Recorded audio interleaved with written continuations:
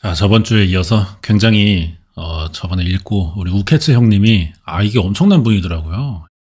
유튜버로 알고 있는데 뭐 책도 나왔다고 하더라고. 예. 내용이 정말 재밌습니다. 이분이 잘 만들어요. 그래서 좀 가끔 종종 같이 읽어보고 소개를 해드릴게요. 제목은 사라지는 까나의 일기. 예, 까나의 일기입니다. 내용이 좀 빡세요. 괴담 형식이고 성착취와 감금이라는 주제를 다루고 있습니다. 여기서 스크롤을 내리면 사람 얼굴이 나와요. 근데 이상한 사진은 아니니까 각오하래. 자, 그러면은 시작해 보겠습니다.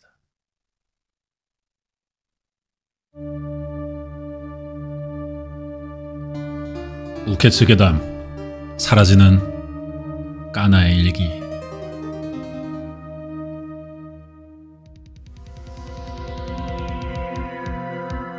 어이, 씨발, 깜짝이야. 이상하게 생겼어. 이 사람이야? 에드월드 살몬드. 개 놀랬어.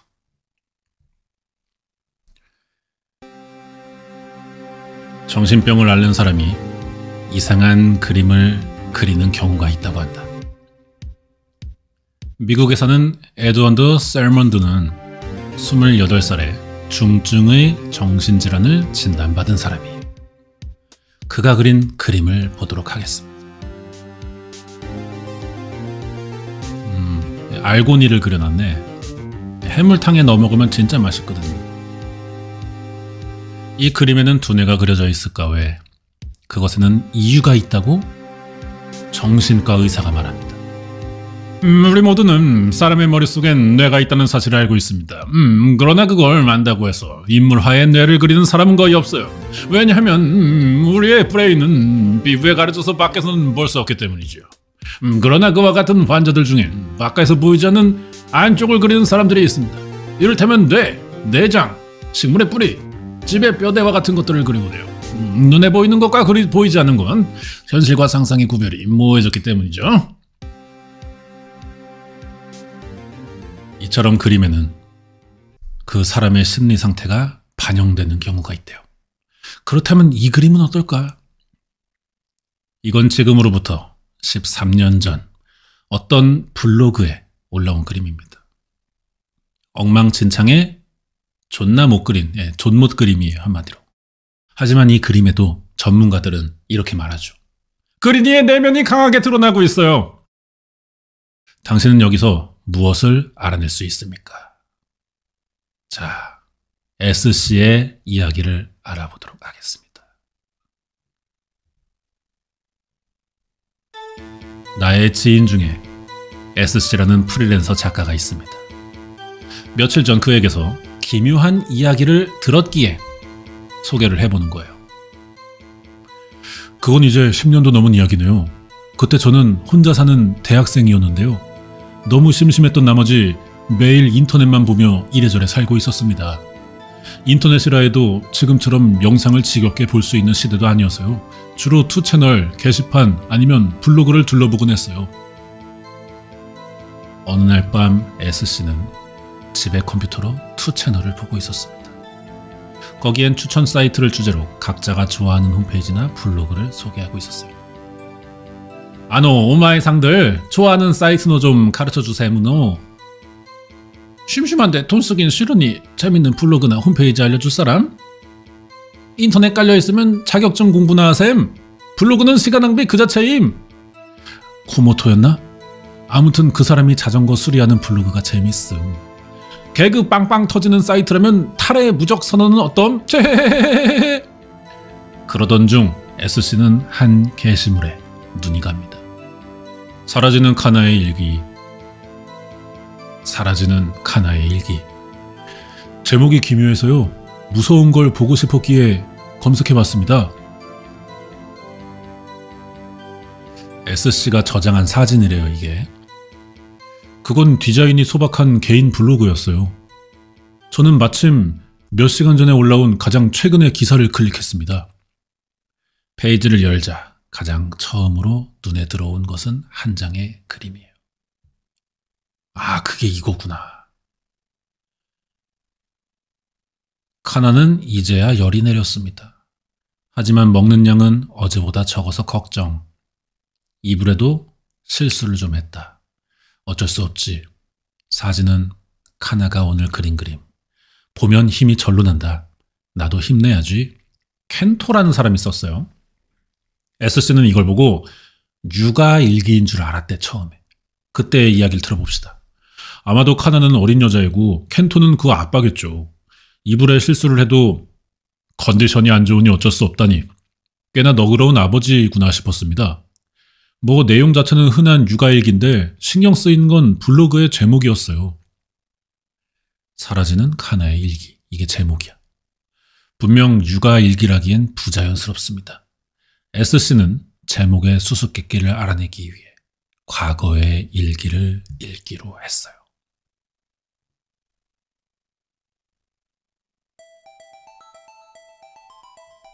2일차 처음 뵙겠습니다. 블로그가 개설된 건 그날로부터 약 4개월 전이었습니다. 일단 처음 뵙겠습니다 라는 제목으로 가장 처음 올라온 일기를 클릭해봤어요. 4월 30일 처음 뵙겠습니다. 켄토예요. 오늘부터 일기를 쓰려고 합니다. 이건 카나가 그린 그림입니다. 카나의 그림은 블로그를 시작한 이래 꾸준히 올라온 것 같습니다.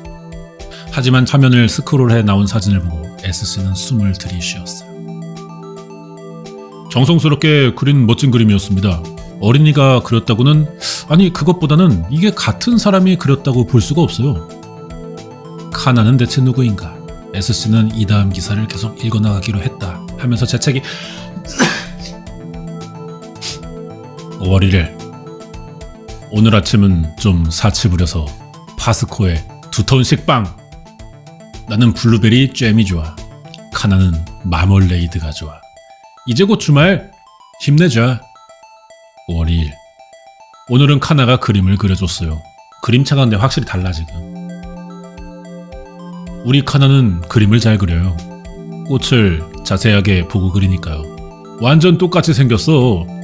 다음엔 내 얼굴 그려줘라고 했더니 마음이 내키면 이라고 했어. 그리고 다음날 일기에서 한 가지 사실이 밝혀집니다. 5월 3일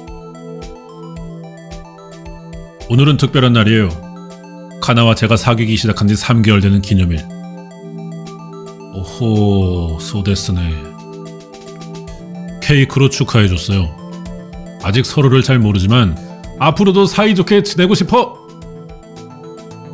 무려 카나와 켄토는 연인 관계였던 겁니다. 자, 여기에 SC. 당시 연인을 사랑한 심정을 줄줄이 써내리는 자랑 블로그 같은 게 젊은이들 사이에서 유행했죠. 이것도 그런 부류일 거라고 생각했는데요. 그렇다면 그 엉망진창인 그림은 뭔지 더 이해할 수가 없는 거예요. SC는 일기를 읽어나갔지만 이후 한동안은 둘이서 영화를 봤다, 새로운 CD를 샀다는 등 별 볼 일 없는 내용들이 이어졌고 카나의 그림도 올라오지 않았다고 합니다. 그런데 5월 12일 일기에서 이변이 발생했어요. 오늘은 오랜만에 카나의 그림이에요. 켄토가 그린 그림을 보고 싶어라고 카나가 말해도 난 미술에 재능이 전혀 없으니까. 카나가 색연필을 떨어뜨리면 주워주는 것밖에 못해요. 흐흐. SC는 위화감을 느꼈다고 합니다.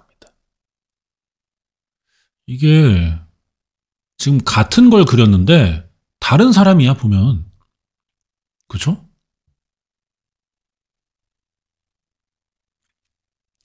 이전 느낌과 비교해보면 조금 조잡한 느낌이 들었습니다.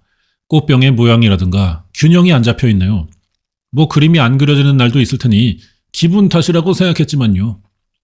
하지만 이 작은 위화감은 블로그를 읽어나가면서 확신으로 바뀝니다.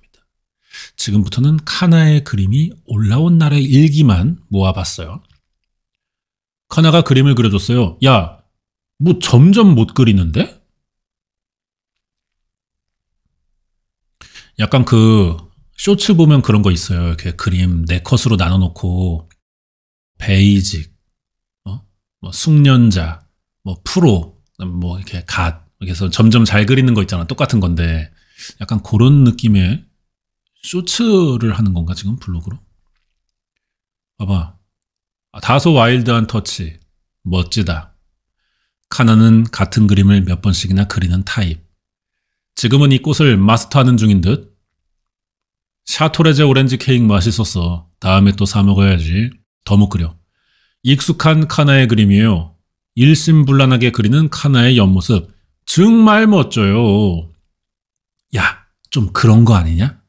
사라지는 카나의 일기라는 게 얘가 화가 안 돼, 원래. 점점 이제 그 뭔가 기억이 뇌 같은 게 좀 퇴화하면서 기능이 떨어지고 있는 거야. 그걸 사라지고 있다고 표현하는 건가? 근데 뭔가 좀 거지 같아, 지금 전체적으로.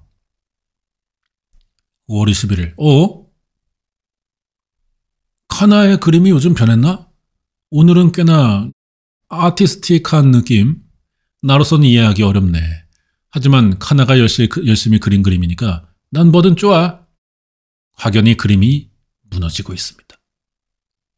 켄토는 예술적이라고 표현하지만 그건 좀 이상한 느낌이 들었어요. 특히 5월 21일의 그림은 뭔가 이게 병적이라고 해야 되나? 카나는 무슨 이유로 그런 그림을 그린 것일까 싶었어요. 그리고 다음 일기에 들어가 봤는데요. 5월 29일.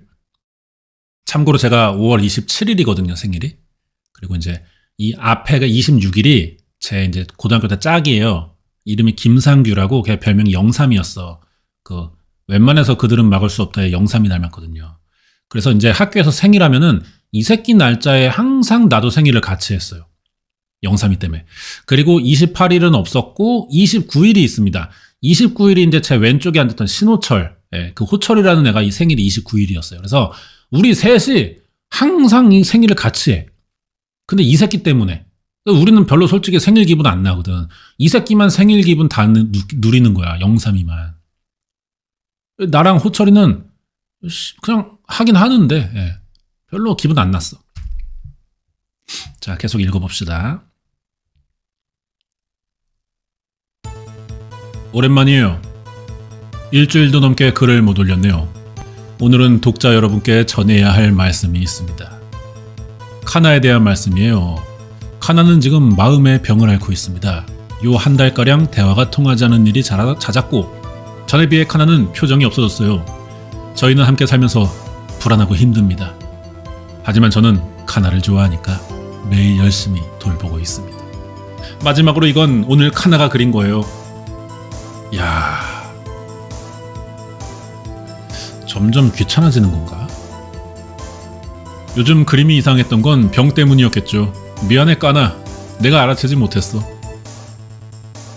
급전개네요. 이전에 정신의 병에 걸린 사람이 이상한 그림을 그리게 된다는 이야기는 들은 적이 있습니다. 날이 갈수록 못 그려. 카나는 모종의 정신질환을 앓고 있고 그 영향으로 그림이 점점 이상해졌다고 그렇게 생각하면 일단 설명이 됩니다. 근데 어딘가 납득할 수 없다랄까? 답답한데 이유를 알 수 없어요. 아무튼 좀 더 일기를 읽어보기로 했습니다. 지금부터는요, 저도 귀찮거든요. 카나에 대한 중요한 서술이 있는 일기만 모아볼게요. 6월 10일로 넘어가요. 카나는 잘 웃는 여자였다. 하지만 지금은 늘 암울한 표정이었다. 오늘은 말을 걸어도 별 반응이 없다. 하지만 기쁜 일도 있었다. 카나가 오랜만에 그림을 그려줬다. 진지하게 꽃을 바라보며 열심히 그렸다. 그림을 그릴 때만은 이전의 카나로 돌아간 것 같다. 28일. 오늘도 카나는 창밖을 바라보며 누가 보고 있어? 라며 중얼거렸다. 하찮은 수다를 떨고 함께 TV를 보며 웃던 카나는 어디로 가버린 걸까? 하지만 내가 강해져야지. 약한 소리 할 때가 아니야. 7월 11일. 이제 밤 12시가 넘었다. 카나가 잠들지 못하는 모양이라 발을 마사지해줬다. 카나의 발은 가늘고 차가웠다. 사귀기 시작했을 무렵보다 꽤나 살이 빠졌구나. 눈물이가 났다. 오늘의 카나 그림이다. 요즘 카나는 매일 그림을 그린다. 수다를 떨 수 없게 된 만큼 그림으로 무언가를 전하려는 것 같다. 말을 못해요 지금. 8월 16일 나를 봐도 내가 누군지 모르는 것 같았고 신기하다는 듯이 쳐다봤다. 언젠가 나를 완전히 잊어버릴지도 모른다고 요즘 생각한다. 카나의 마음속에서 카나가 사라진다. 날 사랑해준 카나는 이제 곧 사라지고 말 거라는 그런 예감. 이 감자로 만든 과자잖아 이게. 카나의 상태는 그저 악화될 뿐이었다. 변해가는 연인의 모습을 보며 아파하지만 마음을, 그럼에도 헌신적으로 그녀를 돌보는 켄토. S는 이를 애처로이 여기는 한편 역시 납득할 수 없는 점이 있다고 했습니다. 찾아봤는데요. 정신질환의 대부분은 병원에서 치료를 받으면 회복한다 그래요. 하지만 켄토는 카나의 병을 마치 불치병인 것 마냥 썼단 말이죠. 그리고 일기를 다시 보면서 안 건데요. 카나를 병원에 데려갔다는 서술은 하나도 없어요. 분명 정신과는 문턱이 높다고 할까? 가기 힘든 이미지가 있긴 하죠. 켄토는 어쩌면 카나를 병원에 데려가지 않고요. 멋대로 이 새끼가 이게 지금 JP 아나키인 거예요. 마음에 평생 낫지 않는 병이라고 결론 지으면서 민간요법을 처하는 건 아닐까요? 그런 느낌이 들었어요. 재팬 아나키예요 이 새끼. 자, 결국 우리 제보자 S씨가 블로그에 댓글을 달기로 합니다. 켄토님, 블로그 포스팅 잘 봤습니다. 제 3자지만 카나님이 걱정됩니다. 한번 병원에서 진찰을 받아보시는 걸 권장드려요. 혹시나 이미 통원 중이시라면 스마미생 참견일지도 모르지만 이대로라면 둘 다 괴롭기만 할 것 같아요. 하지만 며칠이 지나도 켄토는 답변을 달지 않았어요. 이후로도 블로그는 맨날 업데이트됐고 가끔씩 카나가 그린 엉망진창인 그림이 올라왔죠. 켄토가 카나를 병원에 데려갔다는 보고는 없습니다. 그리고 약 2주 뒤 9월 18일 카나와 제대로 대화한 건 언제가 마지막이었을까? 그리고 보니 언젠가 켄토가 그린 그림을 보고 싶다고 말했었지.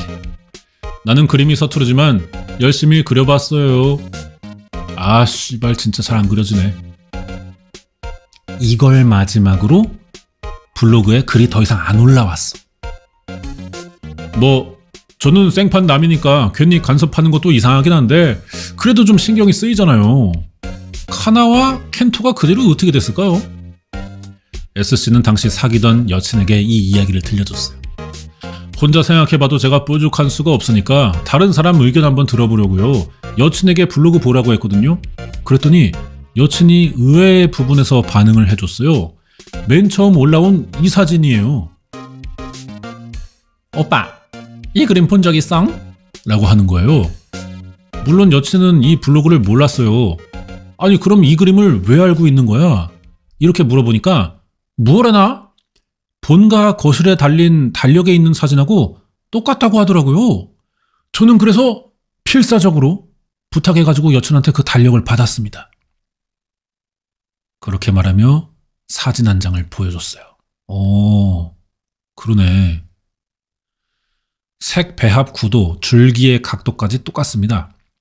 S씨는 그것만이 아니에요. 다른 사진을 보여주는데 이것도 그거잖아. 이게 가장 많이 그린 거잖아. 이게 5월 사진이에요. 어떻게 봐도 똑같지 않습니까? 게다가 카나가 이 그림을 그린 건 5월이에요. 블로그 5월에 올라온 거야 이 그림이. 분명 카나는 이 사진을 참고해서 그림을 그렸을 거예요. 여자친구 말에 따르면 이 달력은 서점이나 잡화점에서 흔히 팔리는 물건이라니까 다시 말해서 이거는 어느 집에 있어도 이상하지 않는 물건인 거죠. 꽃을 자세히 보고 그리니까 완전 똑같다라고 글도 썼었고 켄토가. 조금 묘한 기분이 들었어요. 어째서 카나는 달력의 사진을 몇 번이나 모사한 걸까 했어요. 진짜 꽃이라면 이해가 돼요. 관찰일기처럼 기록하는 의미로요. 하지만 사진에 꽃이 성장하는 것도 아니고 같은 그림을 계속 그린다면 보통 질리잖아요. 그래서 생각했어요. 달력 사진이어야만 하는 이유가 있는 게 아닐까 하고요. 사실 블로그를 읽는 동안 신경 쓰이는 점이 있었어요. 카나가 평일에만 그림을 그립니다. 주말에 그림이 올라온 적은 한 번도 없어요. SC는 기묘한 예감을 느껴 시험 삼아 카나의 그림이 올라온 날을 달력에 기입했다고 합니다. 이게 저번에 그 택배 얘기 한번 봤으니까 갑자기 또 이렇게 되는데, 요게 어떤 문자 같은 게 아닐까요? 문자? 나중에? 뭔가 메시지를 전달하는 거야. 방탈출 마냥. 뭐 예를 들어서 이런 느낌, 한문으로 치면은, 그죠? 일본이니까 뭐 약간 이런 느낌. 예? 뭐 일단 염두만 해두고 보자고. 빨갛게 동그라미 친 날이 카나가 그림을 그린 날이에요. 이걸 봤을 때 뭔가 도형이랄까? 기호 같다고 생각했어요. 그때 제가 어떤 게 또 떠올랐어요. 제가 또 젖밥이 아니거든요. 자, 이런 거. 요건 좀 이제 화풍이 비슷합니다.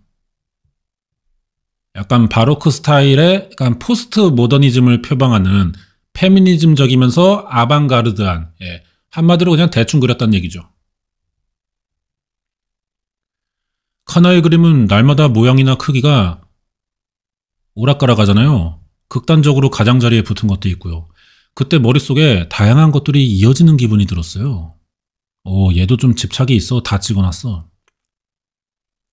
진짜 단순히 어쩌다 떠오른 건데 블로그에 올라온 카나의 그림을 다운받아가지고 제가 달력에 맞춰서 나열해봤습니다. 6월 10일. 이를테면 이날 6월 10일 그린 그림이 달력에 6월 10일에 배치하는 거죠. 그래서 그린 날짜에 맞춰 그림을 연결했어요. 이게 참 제가 생각해도 좀 웃긴데, 뭐 물론 이런다고 뭐가 될까 싶었거든요. 근데 이게 다 하고 나서 보니까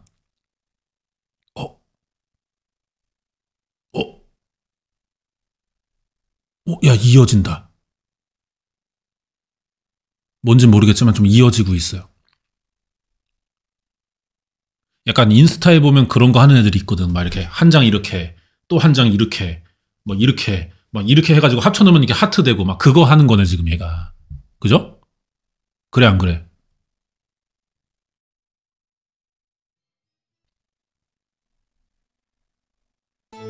이거 지읒이네 지읒. 지읒 그죠? 이거 아까 제가 달력에 그거네요. 봐봐요. 아까 제가 약간 이런 거 아까 했었잖아. 뭔가 지금 전달하고 있어요, 그림으로.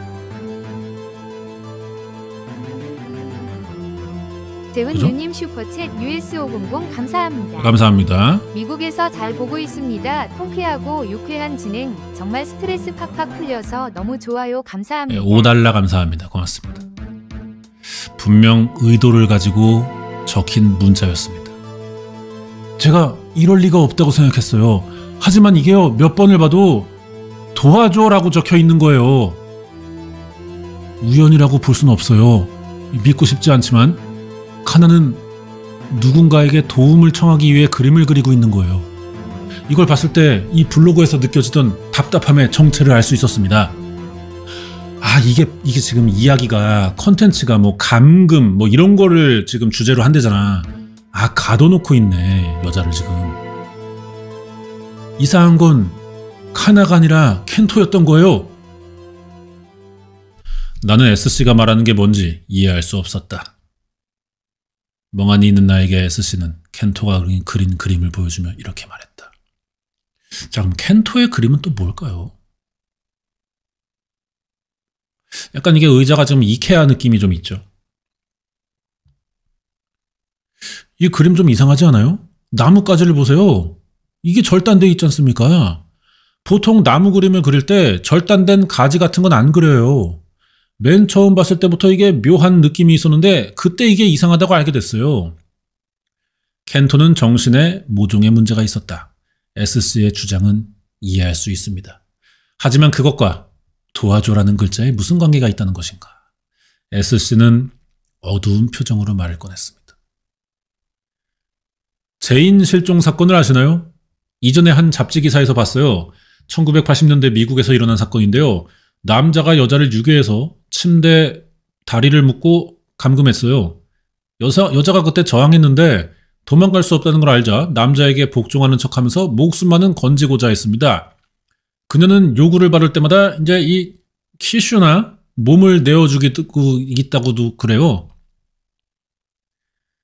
몇 년 뒤에 남자는 체포되고 여자는 구출됐어요. 남자는 경찰을 향해서 그녀는 나의 연인이에요. 나를 사랑해서 같이 있어준 거예요. 라고 진술을 했어요. 자신이 유괴 감금을 하면서도 여성의 방어 본능에 따른 복종을 사랑이라고 착각한 거예요. 이게 씨발 말도 안 되는 개망상이죠. 정신감정 결과 남자는 중증 정신 이상을 앓고 있다고 판명났습니다. 그 남자의 이름이 에드워드 살몬드. 켄토와 카나는 마치 이 둘과 같은 관계가 아닐지 의심스러워요. 카나가 색연필을 떨어뜨리면 주워주는 것밖에 못한다. 이 느낌이 보니까 팔다리를 잘랐네 하나씩. 그래서 그림을 그릴 때도 근데 그림을 왜 그리게 놔두는 걸까 남자가? 지금 이게 얘가 만약에 예를 들어서 오른손잡이야. 그 오른손으로 그리고 잘랐어. 왼손으로 그리고 잘랐어. 발가락으로 그리고 잘랐어. 다른 발로 그리고 해서 그림이 점점 비응신같이 이상해지는 거죠. 그러다 마지막에는 이제 뭐 그치 입으로도 물고 그리고 뭐 귀에 꼽고 뭐 이렇게 코에 하든지 뭐 이렇게 한 거야. 그러니까 지금 사지를 하나씩 자르고 있는 거야 얘가 지금 남자애가. 까나를. 그러니까 사라지고 있는 거야. 약간 요런 맥락이라고 저는 생각합니다. 이거 오늘도 공포 오싹오싹 괴담 망한 것 같은데 분위기가. 카나가 색연필 떨어뜨리면 주워주는 것밖에 저는 못해요. 흐흐. 약간 영포티같이 웃었어요.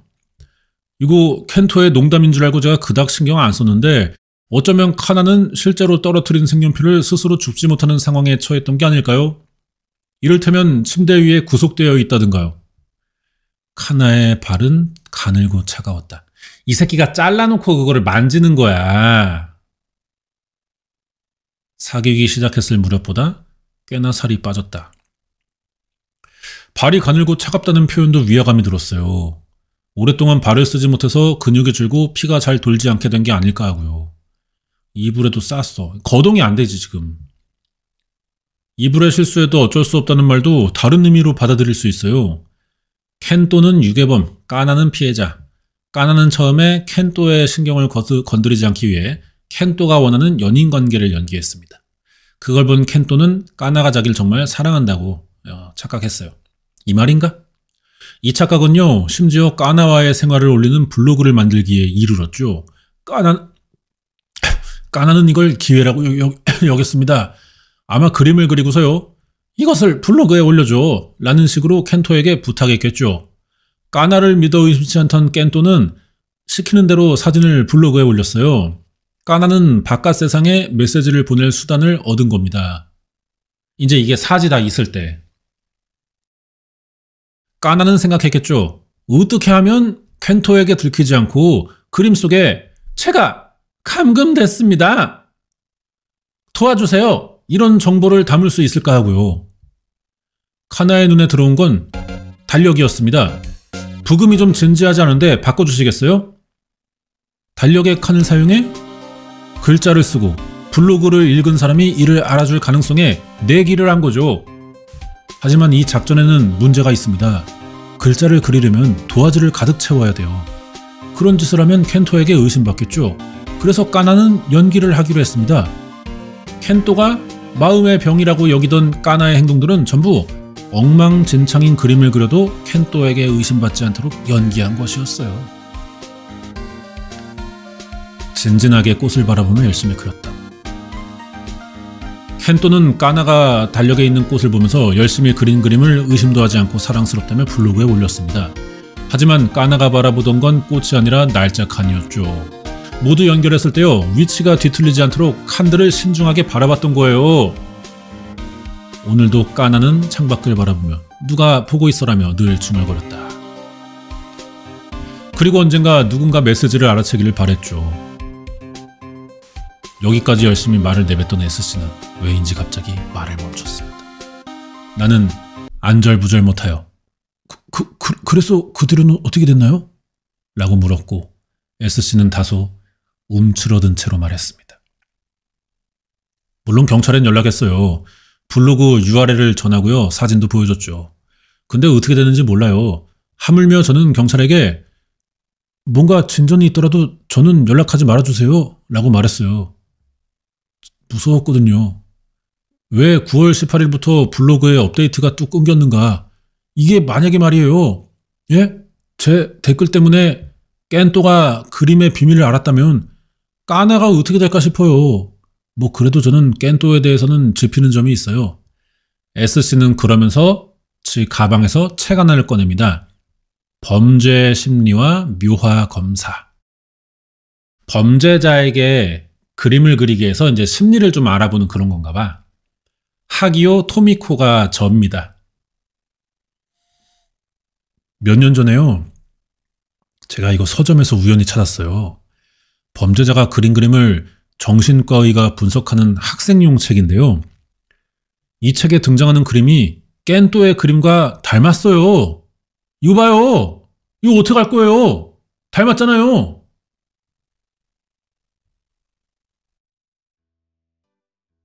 제가 이해할 수 없었지만 그래도 좀 안심했어요. 아, 제대로 체포됐구나 하고요. S씨는 나에게 이 그림을 줬습니다. 며칠 뒤에 다시 책을 읽어봤는데 한 가지 신경 쓰이는 서술이 있어서 이걸 소개하고 마무리하겠습니다. 아, 뭔데?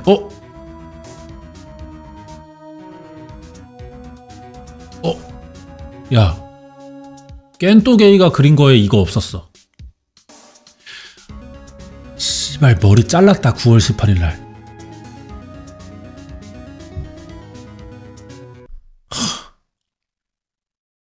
무섭구만. 여기 이케아 있고. 그리고 이 그림에는 지면이 그려져 있지 않습니다. 나무를 그린 그림 중에는 지면을 그리지 않는 경우가 종종 존재합니다. 하지만 저는 나무와 벤치의 위치 관계가 신경 쓰여서 피험자에게 지면을 그려주세요 라고 지시했습니다. 그러자 아래와 같은 그림이 완성됐습니다. 지면을 그리니까 처음에 그가 지상으로 삐져나온 뿌리를 그린 줄 알았습니다. 그러나 그게 아니었고 본래 보이지 않을 터인 땅속에 묻힌 뿌리를 그린 거였습니다. 이처럼 바깥에서 보이지 않는 안쪽의 그림을 그리는 예시는 여러 정신질환에서 자주 발견되곤 합니다. 현실과 상상의 구별이 모호해진 겁니다. 이게 이제 제가 또 미술심리학을 전공했습니다. 신림동 반지하 방구석에서요. 그래서 제가 또 알 수 있는 게 이 나무를 그리라고 많이 한단 말이야. 나무를. 그때 이 뿌리를 안 그렸잖아. 대충 그렸잖아요. 이 뿌리가 좀 뭔가 이렇게 자신감이라든가 어떤 어떤 계획성? 약간 좀 그런 미래지향적인 그런 거래. 그래서 지금의 나를 좀 뒷받침해주는 어떤 그 정신력이라든지 나를 한마디로 지탱해주는 힘이야. 내가 앞으로를 계속 살게 하는 기준이나 어떤 책임감 뭐 이런 건데 이게 뿌리를 대충 그리는 사람일수록 그게 좀 약하다고 하더라고. 약하대. 예? 막 뿌리가 막 이렇게 막 지랄이 막 이렇게 나 있어야 된단 말이에요. 예? 되게 단순화되어 있잖아요. 뿌리가 자아예요? 뿌염을 하면은 자아를 탈색하는 건가요? 예, 넘어가겠습니다. 자, 그러면서 원작자 우케츠가 덧붙인 트윗을 볼게요. 이 나무 그림에는 나뭇가지 여러 개가 잘려나가 있습니다. 여기에는 어떤 의미가 있는 걸까요? 심리학에서 나뭇가지란 타인이나 사회에 다가가기 위한 손 상징하는 겁니다. 아, 이게 그런 걸 수도 있겠다. 손가락을 하나씩 자르는 거는 아닐까요? 그죠? 사지가 아니라 사람이 죽을 수도 있잖아. 팔다리가 막 잘려나가면. 근데 사람이 계속 그림을 그리는 거는 손가락일 수도 있어, 이게.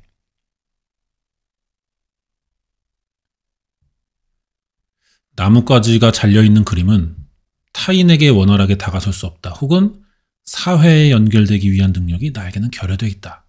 그린이가 가진 컴플렉스를 표현한 거다. 아, 자작인가? 하지만 이 그림에서 주목해야 할 점은 잘리지 않은 나뭇가지에 있습니다. 여기 끄트머리가 날카롭게 서 있어요. 이렇게. 마치 일본 망가에 나오는 촉수물처럼.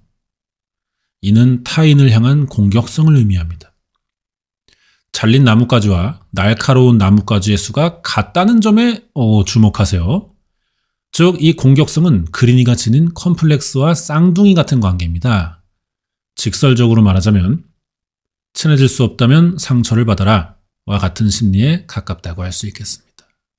이 계속 이 그림을 보다 보니까 이게 이게 자꾸 사람 얼굴 같지 않나요? 어디서 봤나 했더니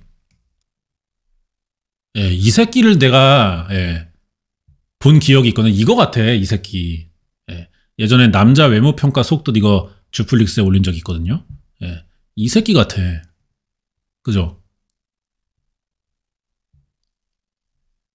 조용히 해봐. 이것은 그린이가 체포 뒤에 그린 그림입니다. 어째서 잘린 나뭇가지가 한 개 늘었을까요?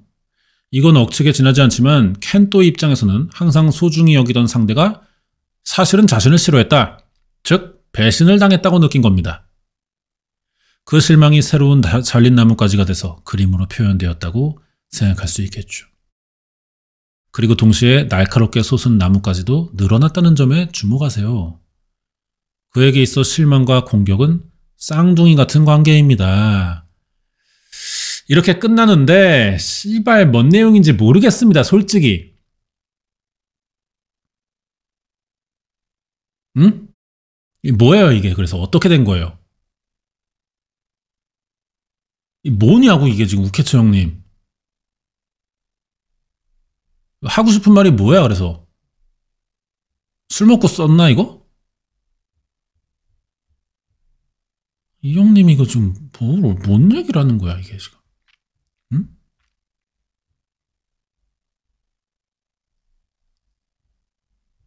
아무튼 간에 뭐 좀 약간 흥미로운 느낌으로 써주시긴 했는데, 약간 아줌마들 네이버 블로그 하는 느낌으로, 뭐, 무슨 말이 하고 싶은 건데, 그게 없잖아, 지금 이게 내용에.